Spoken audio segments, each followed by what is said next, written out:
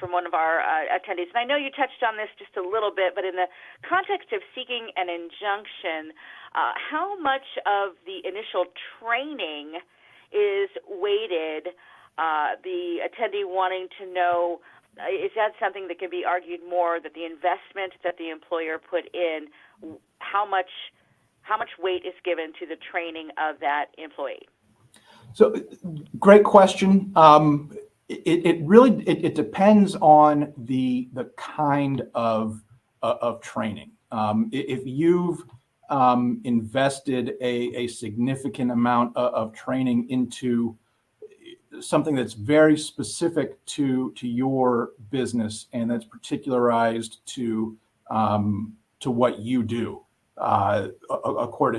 courts generally would say, okay, that's an investment that a company should protect. But if it's more along the lines of just like general professional learning curve type training, that historically has not been as strong of a basis for getting an injunction. And another question coming in from our attendee: wouldn't trade secret make non-competes and non-covenants not relevant because trade secret would already cover it? Sure. So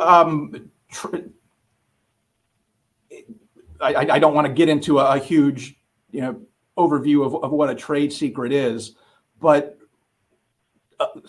historically, attorneys have tried to argue, have used trade secret law to kind of backdoor a non-compete, to say, look, this person has these unquestioned trade secrets. There's no way they can go to their new employer and not use those trade secrets. Even if you don't have a non-compete in place, these attorneys have tried to argue that you should functionally impose a non-compete to protect the trade secret. That's known as the inevitable disclosure doctrine, and almost every court that I'm aware of has rejected that. So if you have somebody who you can prove is in fact using or has misappropriated a trade secret, there's still statutory causes of action under both federal and state law. But what you're now not going to be able to do is kind of have that prophylactic non-compete measure in place through a separate non-compete agreement